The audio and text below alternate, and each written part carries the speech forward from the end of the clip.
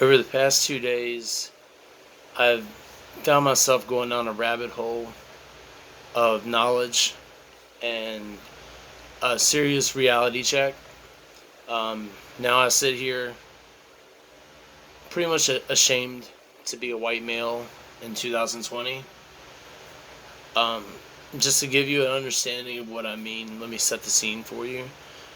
For starters, August 11th and August 12th of 2017, the place is Charlottesville, Virginia. The event was the the Unite to Right rally. It was an event set up by white supremacists and neo-Nazis to unify the American white nationalist movement and also to oppose the removal of the Robert E. Lee statue in what is now Market Street Park there in Charlottesville, Virginia. This event claimed the life of 32-year-old Heather Heyer and also injured 28 other people as well when James Alex Fields Jr. Deliberately drove his car into a group of peaceful protesters in a street. Um, the majority of these Confederate monuments have been built with the intention not to honor fallen heroes and soldiers from the past, but rather to specifically further the ideals of white supremacy. 93% of these Confederate monuments were erected between 1890 and 1950, which matches perfectly with the time of the Jim Crow segregation laws, and it's also during a time when tension was an all-time peak with the civil rights movement. Ironically enough, and even more alarming, is that there's Confederate monuments set up in 31 states and also the District of Columbia, which far exceeds the original 11 states that seceded from the Union, which tells me alone there's plenty of hatred still in America, and we have to do something about this. The reason why I say I'm actually kind of ashamed to be a white male now is I have to live with the realization that I descended from these people.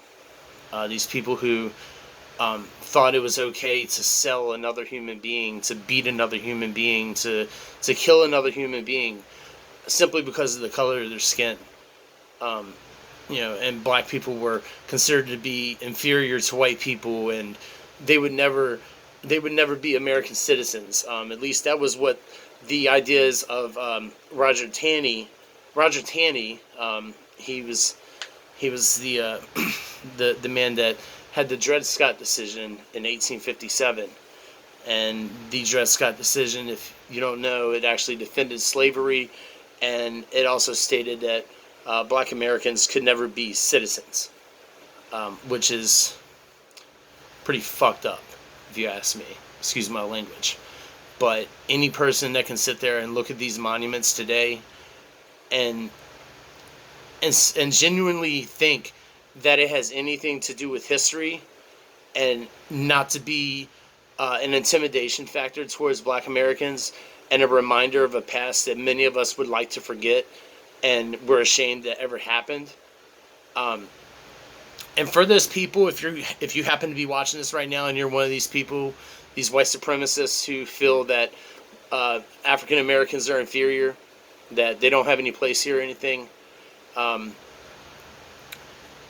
much as my brain wants to hate you and dislike you for what you believe, my heart breaks for you because you're never going to get to experience the love outside of one race, and that's sad.